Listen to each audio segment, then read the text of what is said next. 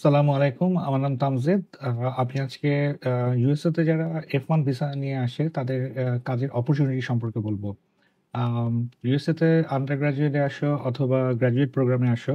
Under graduate you are allowed to work 20 hours a week. মানে ২০ ঘন্টা ক্যাম্পাসে কাজ করতে পারবা। কাজ পাওয়ার উপায় হচ্ছে গিয়ে বিভিন্ন জায়গায় কাজের জন্য এপ্লাই করতে হবে। ক্যাম্পাসের ভিতরে এটা ক্যাফেটেরিয়াতে হতে পারে, লাইব্রেরিতে হতে পারে, টেক সাপোর্টে হতে পারে, ডিপার্টমেন্টে হতে পারে, আম ইউ নো সব জায়গায় সিকিউরিটি গার্ডও থাকে। সব জায়গায় একটা স্টুডেন্টের কাজের ব্যবস্থা থাকে। সো ওখানে যখন এপ্লাই করলে একটা জব অফার লেটার দেয়। ওই অফার লেটারটা নিয়ে সোশ্যাল সিকিউরিটি অফিসে গেলে ওরা সোশ্যাল সিকিউরিটি কার্ড ইস্যু করে দেয়। সোশ্যাল সিকিউরিটি কার্ড ইস্যু করার পরের দিন থেকেই you can work 20 hours a week, not more than that. গ্র্যাজুয়েশনের আগে যারা বাহিরে কাজ করতে চাও তাহলে তারা সিপিটির মাধ্যমে বাহিরে কাজ করতে পারো। সিপিটির মাধ্যমে সিপিটির অপশনটা অবশ্যই ইউনিভার্সিটিতে থাকতে হবে। সব ইউনিভার্সিটিতে থাকে না। আন্ডার গ্র্যাজুয়েট লেভেলে থাকে কম, গ্র্যাজুয়েট লেভেলে একটু বেশি থাকে বাট এগেইন সব ইউনিভার্সিটিতে থাকবে না। যেসব ইউনিভার্সিটি সিপিটি অফার করে শুধু তারাই সিপিটির মাধ্যমে বাইরে কাজ করতে পারবে গ্র্যাজুয়েশনের আগে। সিপিটির জন্য এপ্লাই করতে গেলে সবার আগে একটা জব অফার লেটার লাগবে বাহিরের একজন এমপ্লয়ার থেকে। এটা রিমোট জবও হতে পারে বাট ইউএস এর ভিতরে হতে হবে। ওই জব অফার লেটারটা নিয়ে সবার আগে ডিএসও কে দেখাতে হবে। আম অথবা তোমার যে অ্যাডভাইজার তাকে বললেও সে বলে দিবে কার সাথে কথা বলা উচিত তোমার। অনেক সময় অ্যাডভাইজাররা এটা ডিল করে। সো ওটা যখন ডিএসও যখন পাবে ইউনিভার্সিটির, সে তখন আ I-20 তে ওই ইনফরমেশনটা এড করে দিবে। বেসিক্যালি সেভাসে এড করে দিবে। তখন আবার নতুন একটা I-20 দিবে। ওইটা দিয়ে স্টুডেন্টরা এমপ্লয়মেন্ট অথরাইজেশন কার্ড মানে ওয়ার্ক পারমিটের জন্য এপ্লাই করতে পারবে। ওটা দিয়ে যেই অফার লেটারটা পারলো তার সাথে তখন স্টুডেন্ট কাজ করতে পারবে। ইউজুয়ালি সিপিটির আন্ডারে ঠিক একই নিয়মে যেটা আরকি ক্যাম্পাসে ২০ ঘন্টা কাজ করা যায়, সিপিটির আন্ডারেও অফ ক্যাম্পাসে ২০ ঘন্টা কাজ করা যাবে। ওকে, সো এই ২ টা ওয়ে গেল। আম আরেকটা ওয়ে হচ্ছে গিয়ে ১ বছর পরে কিছু স্টুডেন্ট ওয়ার্ক পারমিটের জন্য এলিজিবল। আ তাদের প্রসিডিউরটাও একটা there is a way to do it. এটা আমি you can we will talk about it some other time. So এটা একটা ওয়ে। তখন ২০ ঘন্টা বাহিরে কাজ করা যাবে আর সেমেস্টার ব্রেকে ৪০ ঘন্টা পর্যন্ত কাজ করা যাবে। আ এটা ইয়ের ক্ষেত্রেও যারা তোমরা জাস্ট ক্যাম্পাসে কাজ করতে চাও, তাদের জন্য ২০ ঘন্টা অন ক্যাম্পাসে যখন কাজ করবা তখন ডিউরিং সেমেস্টার টাইম, রাইট? আ সেমেস্টার ব্রেকে ৪০ ঘন্টা কাজ করা যাবে।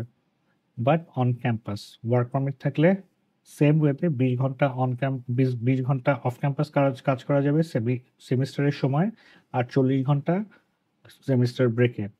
এখন যারা গ্র্যাজুয়েশন অলরেডি করে ফেলছো তাদের অপশন হচ্ছে গিয়ে ওপিটি, অপশনাল প্র্যাকটিক্যাল ট্রেনিং। এর মাধ্যমে আ যারা STEM প্রোগ্রামে যাবা তারা ৩ বছর পর্যন্ত বাহিরে অফ ক্যাম্পাসে বলতে বাহিরে এখন তখন আর অফ ক্যাম্পাস নাই কারণ তুমি অলরেডি গ্র্যাজুয়েশন হয়ে গেছে তোমার। তো তখন তুমি ওপিডির আন্ডারে ৩ বছর কাজ করতে পারবা যদি STEM প্রোগ্রাম হয়। আর যদি রেগুলার প্রোগ্রাম হয় তাহলে ১ বছর কাজ করা যাবে। আম ওপিডি পাওয়ার নিয়ম হচ্ছে গিয়ে সবার আগে আম এখানে ১ম এ জব অফার লেটার লাগে না। আ তোমাকে তোমার ইন্টারন্যাশনাল অ্যাডমিশনের যে ডিরেক্টর অথবা ডিএসও কে অথবা অ্যাডভাইজারকে জানাতে হবে যে তুমি অলমোস্ট গ্র্যাজুয়েশন হয়ে যাচ্ছে। তো তুমি ওপিটি করতে চাও। সো এটা ওপিটির জন্য অ্যাপ্লিকেশনটা গ্র্যাজুয়েশনের 90 ডেজ এর ভিতরে অথবা গ্র্যাজুয়েশনের পরে 60 ডেজ এর ভিতরে এপ্লাই করতে হয়। এপ্লাই করার আ এপ্লাই করা বলতে আরকি তুমি ইন্টারন্যাশনাল যে আ অ্যাডমিশন ডিরেক্টর অথবা ডিএসও কে যে জানানোর পরে সে সেভাস রেকর্ডে একটা এন্ট্রি দিতে হয় যে তুমি ওপিটি করতে চাও। এন্ট্রি দেওয়ার পরে সে আবার নতুন তোমাকে একটা আ I-20 দিবে। ওই I-20 দিয়ে তুমি USCIS এর থেকে ওয়ার্ক পারমিটের জন্য এপ্লাই করতে পারবা। USCIS এর একটা ফি আছে। ওটা ফি দিয়ে দিলে ইউজুয়ালি অ্যাপ্রুভ করে দেয়। যেদিনকে থেকে আ এডি হাতে পাওয়ার পরে তোমাদের হাতে ৯০ দিন সময় থাকবে। এর ভিতরে তোমাকে একটা জব পেতে হবে। জব পেলে তুমি ইউ ক্যান কন্টিনিউ ওয়ার্কিং।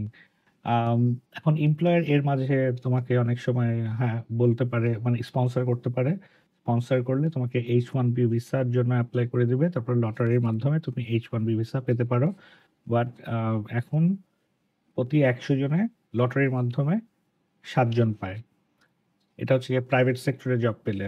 যদি নন প্রফিট অর্গানাইজেশনে যদি জব পায়, যেমন পাবলিক সেক্টরে অথবা নন প্রফিট অর্গানাইজেশন হতে পারে যেটা পাবলিকলি ওন না, প্রাইভেট বাট নন প্রফিট, সেই ক্ষেত্রেও কোনো লটারি হবে না, ডিরেক্টলি গ্রিন কার্ড পেয়ে যাবা। আম এছাড়াও ক্যাশ জব আছে, যেটা যেটা নিয়ে আমি আরেকদিন কথা বলবো। বাট এগুলি হচ্ছে গিয়ে ইমিগ্রেশনের রুল অনুযায়ী কাজ করার ওয়ে ইউএসএ তে for F1 students. I hope this information will help you. যারা নতুন যারা অ্যাপ্লাই করতেছো তাদের জন্য ইনফরমেশনটা জানা দরকার। দ্যাট ওয়ে ফাইন্যান্সিয়ালি তোমার প্রিপারেশনটা যেন ঠিক থাকে। Thank you so much.